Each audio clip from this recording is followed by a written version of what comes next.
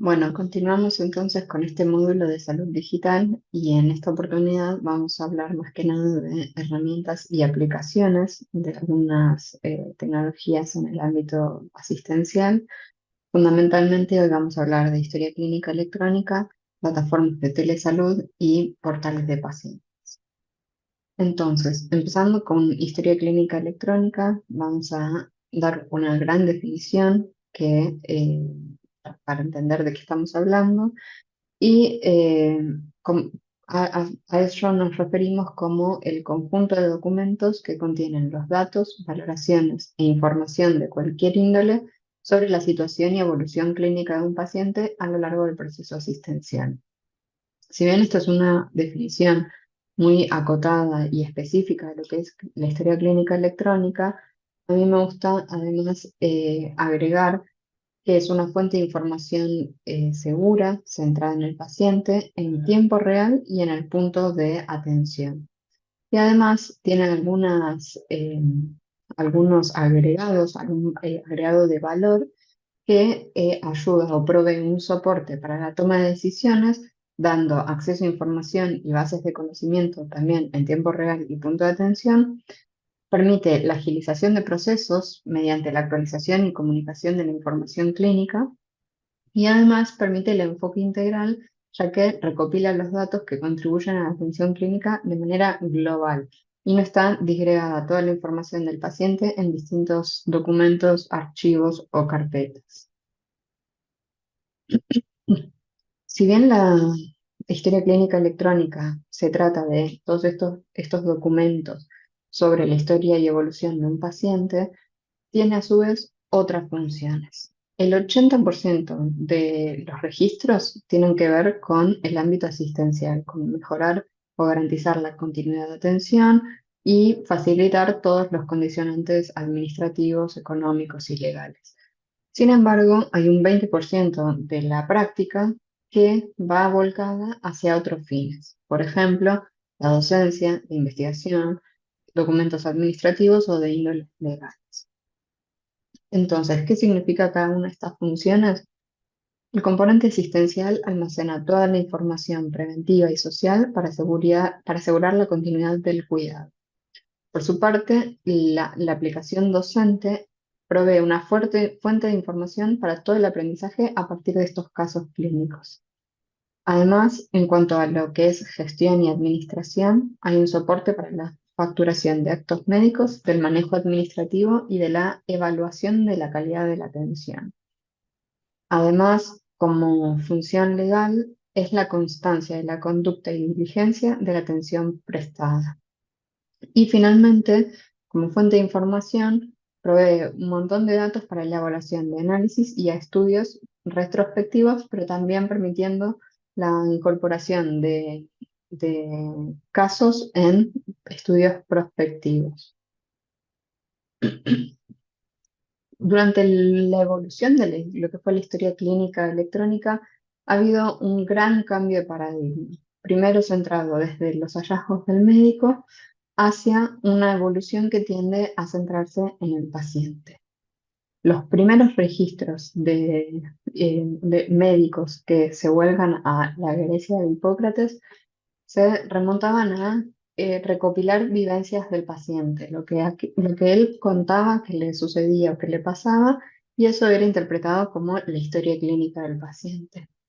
Luego empezó a incorporarse todo aquello que el médico encontraba sobre el paciente para mejorar y completar ese reporte. Y luego, a medida que empezaron a aparecer los exámenes complementarios, también se volvieron a incorporar en este registro que tiende a ser cada vez más completo. Además, se orientaba también hacia las fuentes del origen de los datos, el médico, el paciente o los exámenes complementarios, y luego se incorporó el orden cronológico, saber qué iba pasando en cada momento y en cada etapa de la vida. Y ahí pasamos a una historia clínica en papel. Primero, orientada a cada paciente, es decir, cada paciente tiene una historia, pero más o menos en la década del 70 se empezó a la orientación a problemas. Y esto significa que dentro de la historia clínica del paciente, un paciente tiene muchas situaciones en su estado de salud en simultáneo y cada una de ellas constituye un caso en sí mismo que amerita ser considerado de manera integral. Y luego, la historia clínica electrónica, ya propiamente dicha, que es esta que recolecta, almacena, manipula los datos y además da soporte a los usuarios para poder dar accesibilidad en tiempo y momento oportuno. Hay muchas funcionalidades que son parte de la historia clínica electrónica, algunas que tienen que ver con el momento como las particularidades que incluyen al momento de la atención, como por ejemplo identificación de aspectos demográficos, la antropometría, el registro del peso, la talla, el registro de vacunas, algunos aspectos específicos y la capacidad de almacenar y obtener todos los consentimientos informados en un único repositorio. Sin embargo, hay algunas funcionalidades clave que están definidas por el Instituto de la Medicina que tienen que ver con la gestión de la información, por ejemplo, el listado de problemas, las alergias, las medicaciones y las evoluciones que competen a cada uno de los pacientes, tener un repositorio de todos los resultados de los estudios complementarios realizados, tener también las prescripciones y órdenes médicas, ya sean indicaciones, certificados, solicitudes, contar con un sistema de soporte para la toma de decisiones, permitir la comunicación, ya sea electrónica como en tiempo real o diferido entre pacientes o entre paciente y profesional o distintos profesionales que atiendan a un mismo paciente. Dar un soporte al paciente, ya sea proveyendo información o contenidos, también dar un soporte a todo lo que son procesos administrativos y generar reportes de gestión clínica y de salud pública. Bueno, entonces podemos ver que hay algunas ventajas y desventajas tanto del registro en papel como del registro electrónico.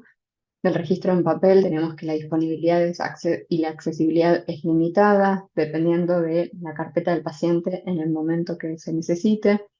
Contiene la información de forma desestructurada y diseminada y requiere grandes espacios físicos de almacenamiento.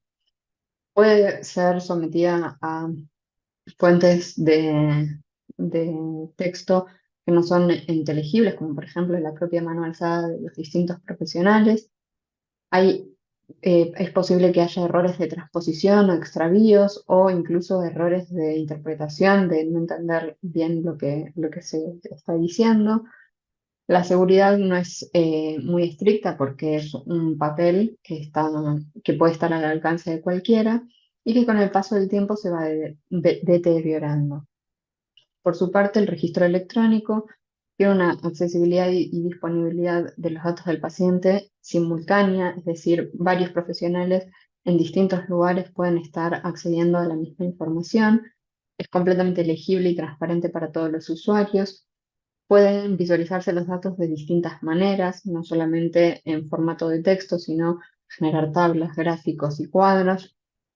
Además, facilita la comunicación entre profesionales, mejora la comunicación con los pacientes, en este caso de contar con plataformas para el intercambio de mensajes, permite recolectar datos no solo del paciente, sino también a nivel poblacional y con esto generar estrategias tanto de investigación como de salud pública.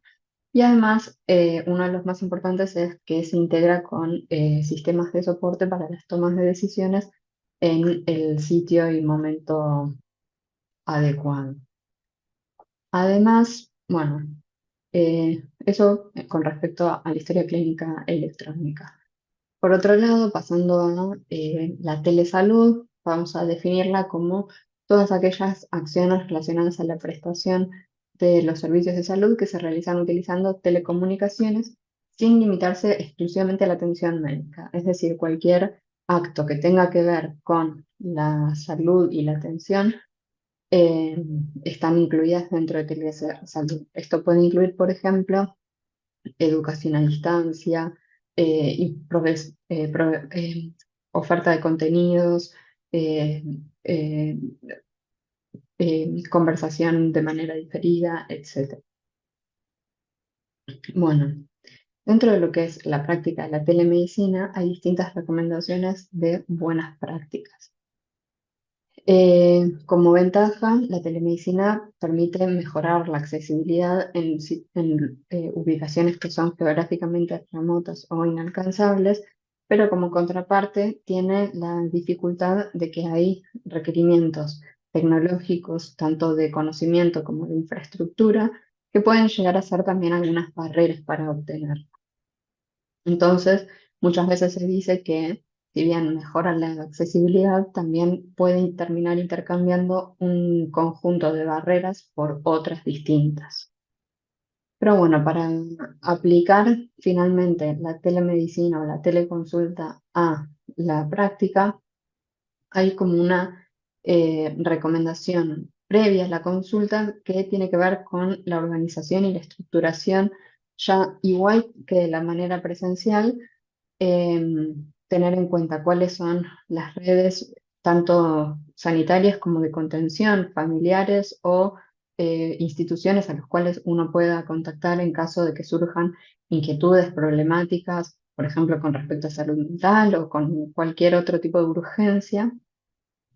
Tener en cuenta también aspectos culturales y de adaptación que puedan surgir para que puedan afectar la calidad de la atención. Y es muy importante tener algún tipo de contacto alternativo en caso de que haya algún corte o falla en la comunicación. Además, es muy importante tener en cuenta cuál es el límite y el alcance. Hay cosas que dentro de una teleconsulta se pueden hacer, como por ejemplo controles de seguimiento o lectura de e interpretación de análisis, pero hay cosas que en una teleconsulta no se pueden resolver, como por ejemplo hacer un diagnóstico, detectar, hacer un examen físico. Esas cosas a distancia no se pueden resolver. Entonces, además, hay, bueno, siempre resguardar la confidencialidad y privacidad durante la consulta. Esto significa hacer explícito cuáles son las conductas que se van a tomar, pero también tener un espacio de seguridad y de calma que transmita al paciente que no está pasando gente alrededor y escuchando todo lo que están hablando, que hay uso de auriculares en un ambiente tranquilo y seguro y que todo lo que queda que todo lo que se diga en la teleconsulta va a quedar en ese ámbito, igualmente que en una consulta presencial. Y bueno, como decíamos, dentro de lo que es el encuadre y la organización, también se recomienda tener en cuenta cuáles son esos acuerdos y expectativas desde el comienzo de la consulta, cómo va a ser el acompañamiento, cómo va a ser el seguimiento, cómo va a ser la facturación y el reembolso de esa consulta. Y igual como que en una práctica presencial, el consentimiento informado de forma oral suele ser suficiente para la práctica en sí. Luego, si hay que hacer alguna otra intervención, en ese caso se evaluará específicamente. Y luego,